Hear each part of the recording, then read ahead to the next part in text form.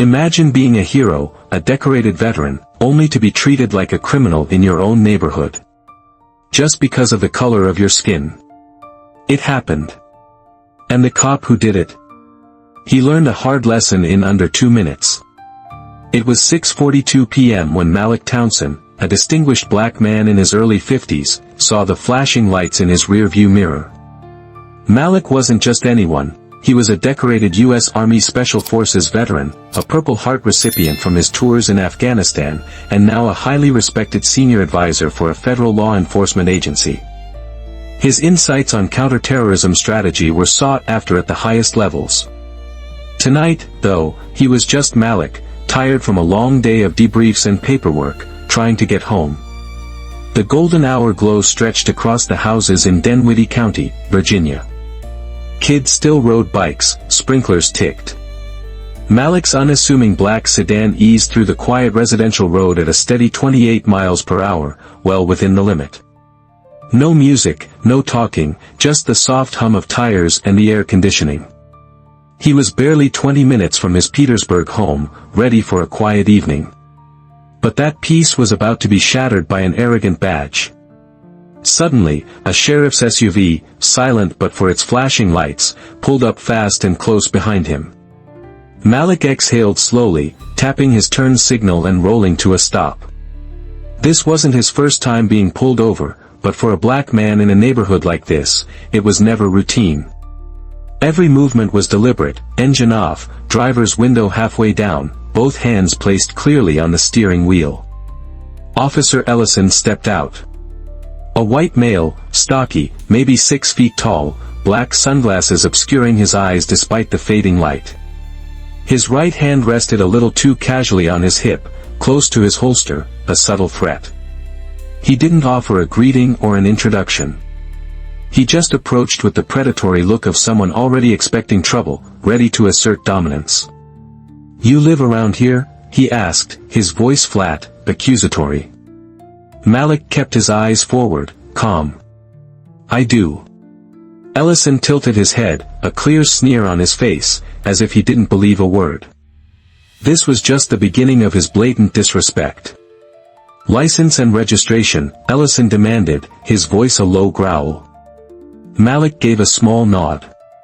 "Sure. My wallet's in my jacket on the passenger seat. Registration's in the glove box. I'm going to reach for them slowly, if that's all right." Ellison didn't answer, just stared, his sunglasses reflecting the last sliver of sunlight. Malik moved with the controlled grace of a seasoned soldier, smooth and intentional. He retrieved his wallet first, then the registration, placing both on the dashboard before offering them over. "Mind telling me why you stopped me?"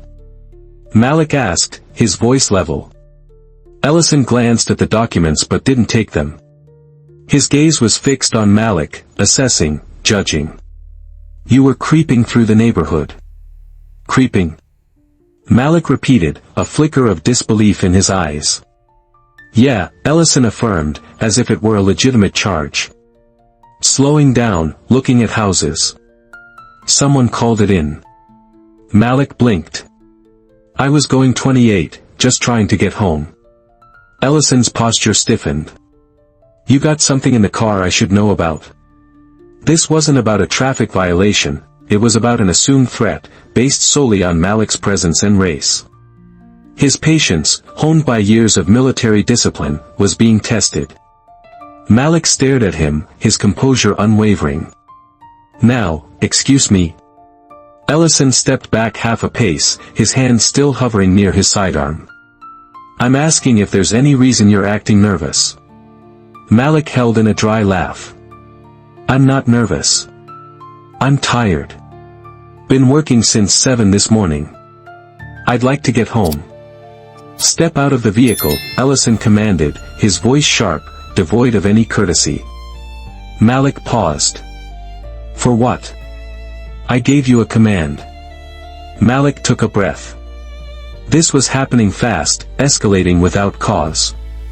"Officer," he said, reaching slowly toward the passenger seat, his movements precise, "I'm a federal agent. FBI badge and ID are in this wallet. If you'll just take a second," Ellison cut him off, his words hitting harder than they should have, not because they were loud, but because of the raw contempt behind them. I don't care who you say you are. Out of the car, now. Malik opened the wallet, held it up through the window, his gold badge shining under the last rays of sunlight, the ID clear as day. Special Agent Malik Townsen, Norfolk Field Office. I'm not a threat. I'm just trying to get home. Ellison never even glanced at the badge. Didn't blink. I've got a male refusing to comply, he muttered into his shoulder radio. Claims to be FBI. Requesting backup. Malik's jaw locked, not in anger, but in the iron grip of self-control, a discipline forged in combat zones. This was no longer a misunderstanding. It was deliberate. Before Malik could utter another word, Ellison's hand moved closer to his belt, a clear signal. Malik's fingers didn't twitch. He kept the badge held high, eyes locked on the officer. Sir, he repeated, his voice like stone, resonating with the quiet authority of a battlefield commander.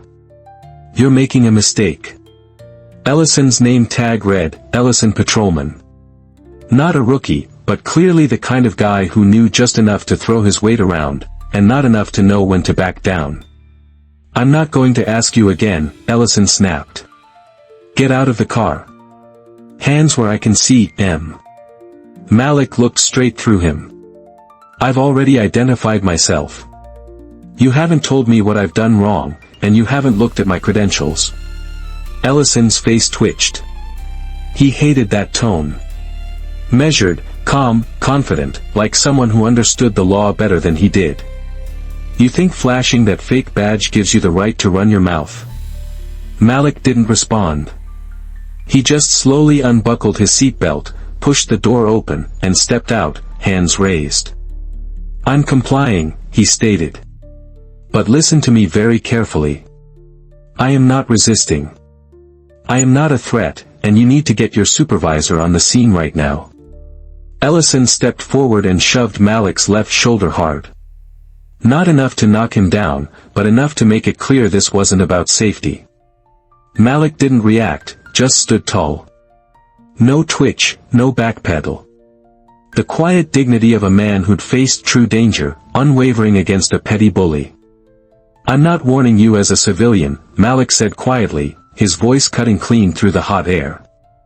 I'm warning you as a federal agent. Every second of this is going to be reviewed. Every move you make. Ellison was breathing harder now, chest puffed up like a boxer in the ring. He stepped closer. You threatening me? No, Malik said. That's not a threat. That's a warning. It was quiet for half a second. Then Ellison spun him around and yanked Malik's arms behind his back. Malik didn't resist, not because he was weak, but because that was the most powerful choice in that moment. He knew the protocol, the precise way to manage a situation spinning out of control. Ellison pulled out his cuffs, snapped one around Malik's right wrist with a chilling click. That's when the neighbors started watching.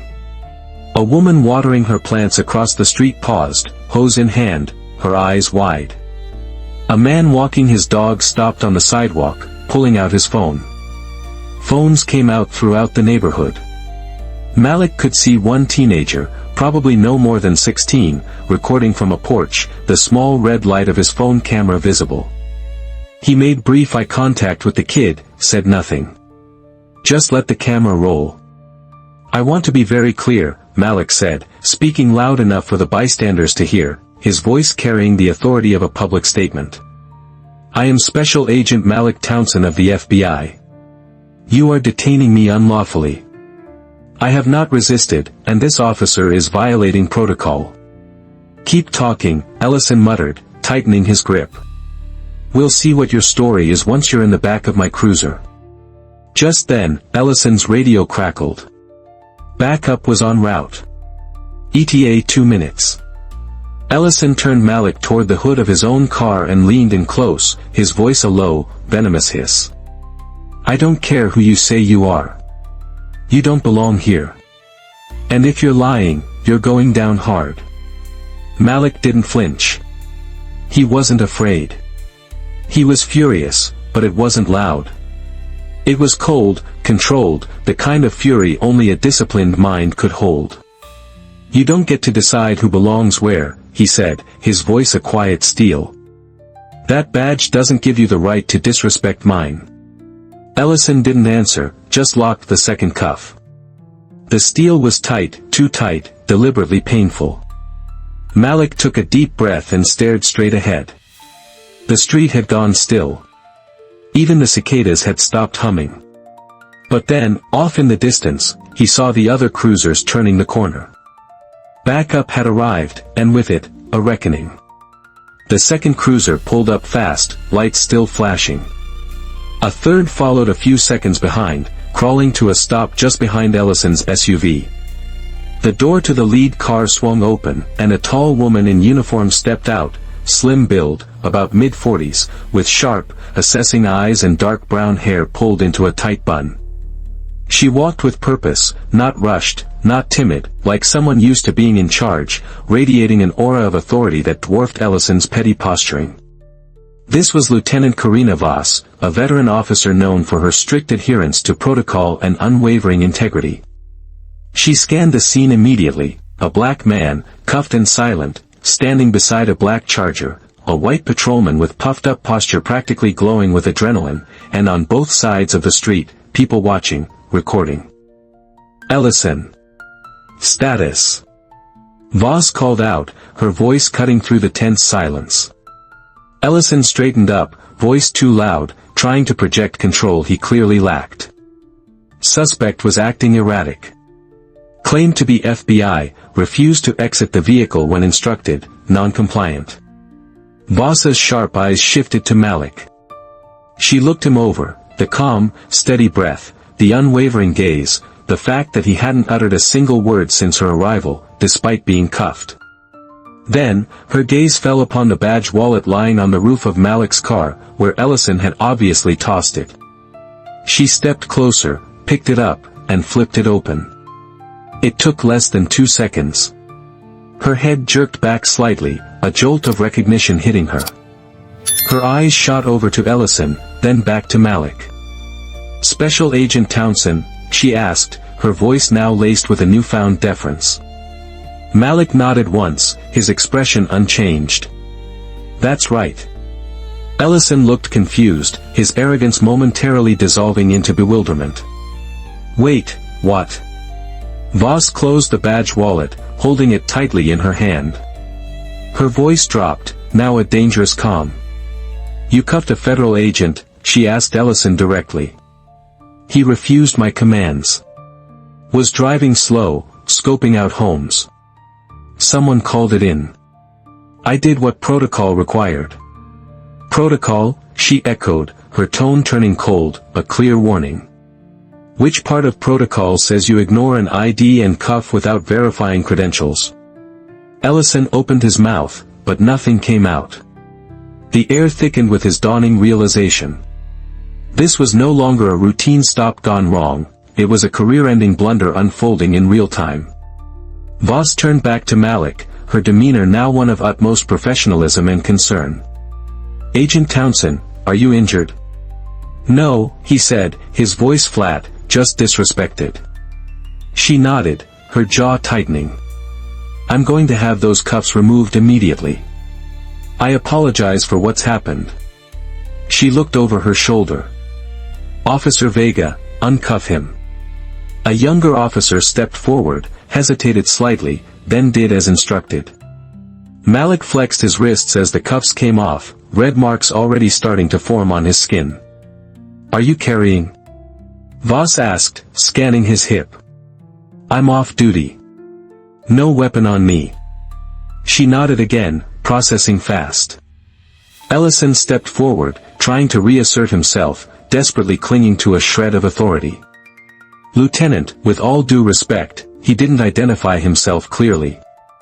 He was being vague. "I was following up on a 911 call." Voss's gaze sharpened, cutting through his excuses. "Was the vehicle stolen?" "No." "Was he aggressive?" "No," Ellison mumbled, defeated. "Did he resist?" Ellison paused, struggling for a viable answer. He had an attitude. Voss raised her eyebrows, a single, eloquent gesture. An attitude? There was a long, heavy pause, the silence amplifying Ellison's pathetic defense. "I want your body cam footage right now," she stated, her voice low but firm. In the car, he mumbled, his bravado completely gone. "Go get it." As Ellison stomped toward his cruiser, Malik stepped a little closer to Voss, keeping his voice low, almost a whisper. "You saved him. He was this close to making the wrong kind of memory tonight." Voss nodded, her expression grim. "I've seen that look in too many men. Good ones, bad ones. That wasn't policing. That was ego." Malik looked over at the group of neighbors still standing outside. A few were whispering to each other. The teenager still had his camera rolling, capturing every beat of this unfolding drama. Malik wasn't humiliated. He was acutely aware, fully aware of what could have happened, and who would have been blamed if it had. But just before Ellison returned, Malik turned back toward his car because whatever came next was no longer about control. It was about truth. Ellison came back holding the body cam unit in his hand like it was a trophy, a last pathetic attempt at defiance. Voss didn't say a word, just held out her hand. He hesitated, then reluctantly handed it over. She pressed play. The officers standing nearby watched in silence, shifting awkwardly in the lingering heat. The sun was nearly gone now, just a smear of orange behind the rooftops. But the street was still lit, both from the patrol cars and the judgmental glow of cell phone screens. The footage was clear, chillingly so.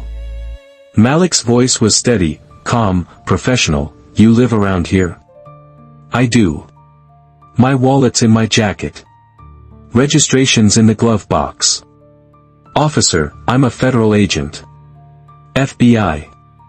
I've already identified myself. You haven't told me what I've done wrong." The more it played, the more Voss's face changed. Her jaw clenched, her brow furrowed. She didn't ask questions. She didn't need to. The evidence spoke for itself.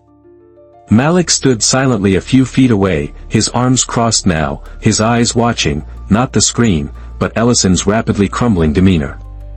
Voss clicked the footage off and handed the cam back. "You violated protocol," she said flatly, her voice devoid of emotion, yet carrying immense weight. "You escalated without cause, ignored a lawful ID, and unlawfully detained a federal officer." Ellison shifted his weight, cheeks flushing with a mixture of shame and disbelief. "Lieutenant, this guy, he had an attitude. He was challenging me. That's not how traffic stops are supposed to go. He had an attitude." Voss's voice wasn't raised. It was steady, firm, and cutting. "You ever think maybe that attitude came from being pulled over in his own neighborhood for driving under the speed limit?" Ellison opened his mouth again, but she shut him down with a look. "Enough. I'm reporting this incident to Internal Affairs. Effective immediately. You're being relieved of duty pending investigation." Ellison was stunned. "You're serious? You think I'm going to sweep this under the rug?" she shot back. "There are phones on you, cameras. I got a body cam that tells the same story those phones do." Ellison was speechless. It simply didn't compute for him. He wasn't used to accountability coming this fast, or this publicly. Voss stepped forward, chest to chest, her voice unwavering. "You cuffed a federal agent for doing absolutely nothing wrong. You think the badge makes you bulletproof? It doesn't. You don't get to write the rules to fit your mood." Malik looked down at his wrist, still red, still sore, the physical reminder of the disrespect. "I don't want an apology," he said, his voice resonating with quiet conviction. "I want accountability." Voss nodded slowly, a clear understanding passing between them. "You're about to get it." At that moment, the teenager from the porch stepped closer, his phone still clutched in his hand. "You got it all?" Malik asked him. The kid nodded, wide-eyed. Every second. Good. Keep it safe. The boy swallowed hard, still reeling from the unexpected drama. You okay, sir? Malik didn't answer at first. He looked at Ellison, who now stood frozen, trying to figure out how his grip on power had slipped in under 20 minutes. Then he looked back at the kid. I will be, he said, a promise to himself as much as to the bewildered teenager. Ellison glanced down at his radio, as if it might magically save him. It didn't. Vega, Voss called out, her voice echoing with finality. Take Officer Ellison into custody. Standard procedure. Handcuffs. Miranda. Same as anybody else. The silence on the street went razor sharp. Even the birds had gone quiet. Officer Vega blinked, a flicker of disbelief on his young face. You want me to, you heard me? Ellison's face went pale, a mixture of shock and betrayal. Wait, what? You're arresting me? Voss's words were a cold hammer blow. You assaulted a federal agent and lied in your report. That's not just a protocol violation. That's a crime. Malik said nothing. He didn't need to. His silence spoke volumes. As Ellison was slowly turned around and cuffed by Vega, Malik finally looked away. Not because he felt sorry for him, but because justice wasn't about watching someone fall. It was about stopping them from dragging others down with them. The crowd was quiet, but the air was thick, like it was holding its breath.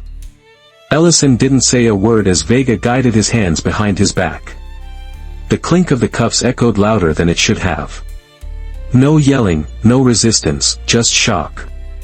A man too stunned to fight what he never saw coming, caught in the web of his own arrogance. Voss didn't gloat. She didn't smirk. She stayed focused. Put him in the back of your unit. I'll write up the charges. Vega nodded, still processing the surreal turn of events. Malik stepped back toward his car, rubbing his wrists again, then leaned against the driver's door. He looked across the street.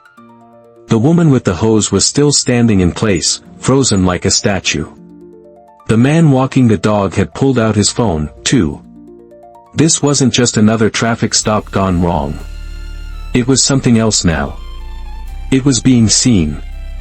Voss came over to Malik, her hands behind her back, her posture professional. I'm sorry, Agent Townsen. No excuses. What happened shouldn't have happened. Malik gave a tight nod. I appreciate that, but let's not pretend this is rare. Voss didn't flinch. It's not. But today, somebody saw it. That matters. They stood there in the fading light. For a moment, the tension still buzzed around them like leftover heat after a fire. Do you want to file an internal complaint, or have the Bureau handle it directly? She asked. I'll go through Bureau channels, Malik said. But I want full access to the footage. Yours, all of it. You'll have it, she said, already secured and backed up. He nodded again, then tilted his head slightly. You mind if I see the clip one more time from your angle? She hesitated for a beat, then tapped her body cam and pulled it up. The small screen glowed between them. There it was, him behind the wheel, calm, controlled, offering his ID, staying level even as Ellison's voice rose. Then, officer, I'm a federal agent. You think I care who you say you are? Out of the car, now. This is a mistake. Get your hands where I can see them. Malik watched it like he was watching someone else, like he was looking through a two-way mirror at a version of himself who didn't flinch, didn't curse, didn't move wrong, even when every inch of him wanted to. Then came the part where Ellison cuffed him. That sound, click, click. He closed his eyes for a second, just breathing. Mind sending that to me? He asked. Voss nodded. Already did. Then a voice spoke up from behind them. You were real composed, man. Malik turned. It was the teenager, Jaden, still holding the phone, still recording. "You didn't yell, didn't swing, didn't even flinch." "I shouldn't have to," Malik replied, his voice firm. The kid looked down. "If it was me, I don't know if I could have kept my cool like that." Malik stepped forward, quiet, but serious. "You don't have to prove you're calm to stay alive. That's not a rule. That's survival. But the truth, sometimes staying alive does mean staying calm." The boy nodded, but his eyes showed something else. Fear, admiration, a little anger, too. "What's your name?" Malik asked. "Jaden." "Well, Jaden, keep that video safe. Not for me, for you." He nodded again, eyes wide now. "Yes, sir." Malik turned back to his car, placing his hand on the roof like he needed to feel something solid under his palm. But before he could climb in, Voss called out one more time, because the night wasn't over yet. Malik turned toward her slowly, eyebrows raised. She wasn't walking over this time. She was standing by the hood of her patrol car, voice steady and clear. "Before you go," Voss said, "I need a formal witness statement. You want to do it here or at the station?" Malik glanced down the block. Some of the neighbors were starting to drift back inside, but a few still lingered, watching, waiting. Jaden was still standing near the curb, thumbs dancing across his phone screen, probably uploading the video already. "I'll come by tomorrow," Malik said. "Right now, I just want to go home." Voss nodded. "No pushback." "Understood." He turned toward the charger and opened the door, but just before he got in, he looked back. "You think anything will actually happen to him?" Voss didn't answer right away. She crossed her arms. "I can't promise discipline," she said. "But tonight I can promise truth. And sometimes that's how accountability starts." He considered that, not satisfaction, but reality. As he sat behind the wheel, she added one last thing. "For what it's worth, thank you for keeping your cool, for setting the bar higher than he ever deserved." Malik just nodded. "I didn't do it for him." He shut the door, started the engine, and eased away from the curb. The sun was gone now. Street lights were flickering on one by one, but he didn't drive fast. Just rolled down the window, let the air hit his face, and drove back toward Petersburg with wrists sore and mind sharper than ever. Back at the scene, Voss watched his car disappear down the block. She turned back to Ellison, who was now sitting in the back of Vega's cruiser, red-faced, still stunned. His mouth moved, but nothing came out, like he was just now understanding that the badge on his chest didn't give him immunity. Voss stepped up to the door. "You're being charged with unlawful detainment, excessive use of force, and failure to follow lawful identification protocol." He looked at her like he didn't hear the words right. "Come on, Karina. You're not seriously charging me." She stared at him. "You think you're above this? I made a call based on behavior. I thought he was lying." "You didn't think at all," she snapped. "You didn't pause, didn't check, didn't look at the ID he offered you because you weren't interested in truth. You were interested in control." He laughed bitterly. "So now I'm the bad guy?" "No," she said. "You're the one who thought the rules were only there for other people." She stepped back, tapped the window, and turned toward Vega. "Take him in." As the cruiser pulled away, a few neighbors clapped. Just 2 or 3, slow and hesitant, but real. Not for the arrest, but for the fact that someone finally saw something and actually did something about it. Jaden walked up beside her, staring after the car. "Think he'll lose his badge?" Voss looked down at the kid. "Depends on who's watching." He nodded, still holding the phone. "They're watching now." She didn't say anything, just nodded once and walked back toward her unit. The next morning, Malik's inbox was full. Messages from bureau officials, a couple reporters, internal affairs. People wanted statements, details, sound bites. But Malik didn't answer right away. Instead, he sat at his kitchen table with a black coffee and watched Jaden's video on loop. The way Ellison barked orders. The way Malik stayed composed. The way Voss stepped in and stopped it, not paused it, not postponed it, stopped it. He turned off the screen and looked out the window. Justice wasn't always loud. Sometimes it was just someone showing up and doing the damn job. If you're watching this and thinking that could have been me, you're not wrong. Situations like this happen every day. But what changes things, what really shifts the ground is when people are held accountable, no matter what uniform they wear. So speak up, record, share, stand firm when it counts. Because respect isn't about a badge. It's about how you wear it. And the next time someone thinks their authority means impunity, remind them, real power doesn't need to prove itself. Comment below with your thoughts, and share your own experiences. Let's spread respect for all our veterans. Like, share, and subscribe to make sure this story reaches everyone.